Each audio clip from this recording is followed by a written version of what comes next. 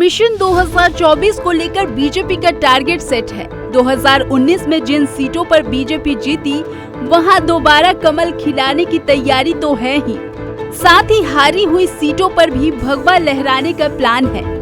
BJP का focus UP की हारी हुई 14 सीटों पर भी है, जिनमें 6 सीटें पश्चिमी यूपी की है और पीएम मोदी का संभल दौरा इन्हीं सीटों को जीत में बदलने की कवायद है। पीएम मोदी 15 साल बाद संभल आए, जहां उन्होंने विश्व के अनोखे मंदिर कल्की धाम का शिलान्यास किया। अयोध्या में राम मंदिर के बाद संभल के कल्की धाम से बीजेपी हिंदुत्व के एजेंडे को और धार देगी और प्रधानमंत्री का ये दौरा संभल के साथ साथ पश्चिमी यूपी के कई जिलों पर असर डालेगा। इस भव्य समारोह में पीएम मोदी ने लोगों को संबोधित कर बीजेपी कार्यकर्ताओं में 2024 में जीत के लिए जोश भी भरा। उधर आचार्य प्रमोद कृष्णम के कांग्रेस से अलग होने के बाद और कल्की धाम के पीठाधीश्वर के रूप में उनका चेहरा आगे है और बीजेपी से उनके रिश्ते मजबूत हो रहे हैं।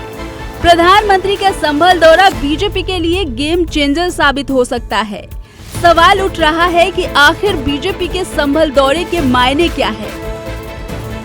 बीजेपी किसी भी हाल में हारी हुई 6 सीटें, जिनमें मुरादाबाद, रामपुर, अमरोहा, संभल, बिजनौर और नगीना शामिल है, उनको जीत में तब्दील करना चाहती है, ताकि लोकसभा चुनाव में यूपी से सीटों की संख्या बढ़ाई जा सके। संभल की सीट राजनीतिक लिहाज से हमेशा ही महत्वपूर्ण रही है। 2024 के लिए सभी दलों ने अपने अपने समीकरण बिठाने शुरू कर दिए हैं।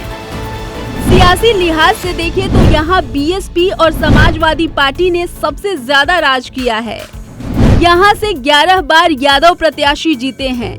मुस्लिम बहुल सीट पर बीजेपी केवल 1 बार ही जीती है। संभल सीट पर यादव उम्मीदवार का सबसे ज्यादा कब्जा रहा है। कभी संभल मुरादाबाद का हिस्सा हुआ करता था। अब संभल में 5 विधानसभा सीटें हैं: चंदौसी, बिलारी, कुंदरकी, असमौली और संभल। संभल को सपा संस्थापक मुलायम सिंह यादव की कर्मभूमि माना जाता है। संभल लोकसभा सीट 1977 में अस्तित्व में आई थी। 2014 तक इस सीट पर 11 बार लोकसभा चुनाव हुए। यहाँ से 2 बार मुलायम सिंह यादव, 1 बार राम गोपाल यादव, 2 बार श्रीपाल सिंह यादव और 1 बार धर्मपाल यादव सांसद बने। फिलहाल 94 साल के शफीकुर रहमान बर्क यहाँ से सांसद हैं। 2019 के लोकसभा चुनाव में उन्होंने बीजेपी प्रत्याशी परमेश्वर लाल सैनी को 1,74,826 वोटों से हराया था। 2024 के लोकसभा चुनाव के लिए अखिलेश यादव ने उन्हें फिर से टिकट दिया है। हालांकि 2004 के परिसीमन के बाद जातीय समीकरण बदला और यादव मतदाताओं की संख्या कम हुई। 2019 के आंकड़ों के अनुसार संभल में करीब 16 लाख से अधिक वोटर हैं। इनमें करीब 9 लाख पुरुष और 7 लाख महिला वोटर हैं। यहाँ करीब 40% हिंदू और 50% से अधिक मुस्लिम आबादी है।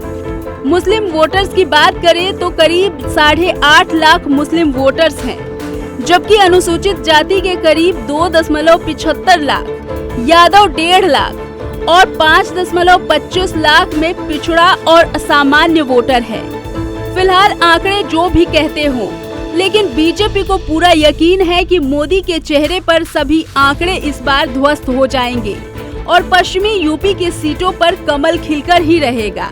अयोध्या में भव्य राम मंदिर ने मोदी की जीत की गारंटी का माहौल तैयार किया है और 2024 में बीजेपी के राम से ही विपक्ष का मुकाबला है। अयोध्या के बाद प्रधानमंत्री मोदी 410 किलोमीटर दूर संभल पहुंचे, जहां उन्होंने भगवान विष्णु के 10वें अवतार भगवान कल्की के भव्य मंदिर का शिलान्यास किया। इस पावन जगह से पीएम मोदी ने भगवान कल्की को नमन कर हिंदुत्व के बहाने मिशन 400 पार के लिए चुनावी समीकरण को साधने की कोशिश की है। बीते कुछ इलेक्शंस को देखें तो उज्ज्वला योजना, आयुष्मान भारत, किसान सम्मान निधि, 3 तलाक का खात्मा और कई अन्य योजनाओं से बीजेपी को चुनावों में भरपूर लाभ मिला है। इतना ही नहीं, मुस्लिमों ने भी बीजेपी को बढ़ चढ़कर वोट किया है। इनमें अधिकतर तादाद महिलाओं की ही रही है। अगर संभल में मुस्लिम महिलाओं ने बीजेपी और पीएम मोदी का साथ दिया तो संभल की स्थिति काफी हद तक बदल सकती है।